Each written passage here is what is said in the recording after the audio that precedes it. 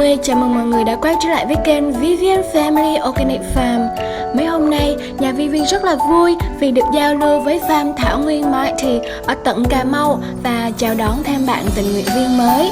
Và hãy cùng theo chân tụi mình để đón xem một ngày hoạt động ở farm như thế nào nhé. Lúc này là tụi mình đang di chuyển phân bò vào khu vực phía trong để chuẩn bị làm đất nè. Tụi mình sẽ kết hợp ủ phân và làm bầu cho cây. Thường thì các bạn sẽ thấy cách ủ phân truyền thống sẽ là ủ phân chuồng ở khu vực riêng. Khi phân đã đủ hoai rồi sẽ cho thêm vi sinh, sau đó mới mang đi bón cho cây, đúng không? Còn tụi mình thì làm theo cách riêng, tức là tụi mình sẽ ủ phân trực tiếp tại gốc mà lại không ảnh hưởng đến cây đang trồng. Mọi người cùng theo dõi những video tiếp theo để thấy được thành quả cải tạo đất của tụi mình nha. Cây sẽ vẫn phát triển tốt trên mảnh đất xấu xí nhất, khô cằn sỏi đá mà lại không dùng đến phân hóa học. Phương pháp tiết kiệm nhất có thể từ nguyên liệu ở địa phương.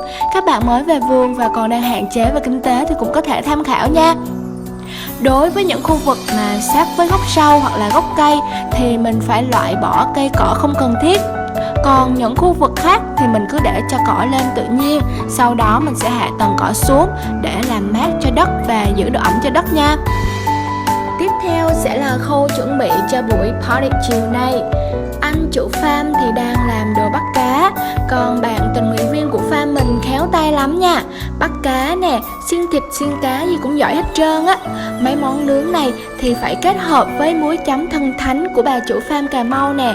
Ngon thần sầu, ngon quên lối về luôn. Bạn trẻ nào muốn bỏ phố về rừng nhưng còn chưa tự tin về bản thân, chưa tự tin về kinh nghiệm thì hãy đến với farm của mình. Và những bạn tình nguyện viên nào muốn tìm hiểu thêm về cách trồng cây cũng như nông nghiệp hữu cơ thì tụi mình sẵn sàng trao đổi kiến thức, cũng như các bạn sẽ có thêm cơ hội để thực hành trực tiếp tại farm. Ngoài ra thì các bạn còn có thể tự do sáng tạo những gì là sở trường của các bạn nữa.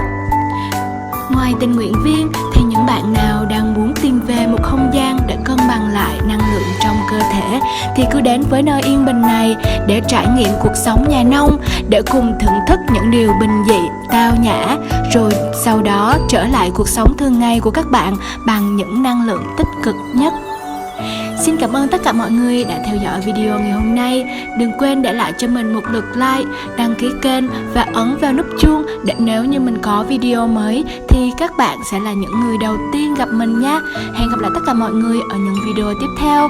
Bye!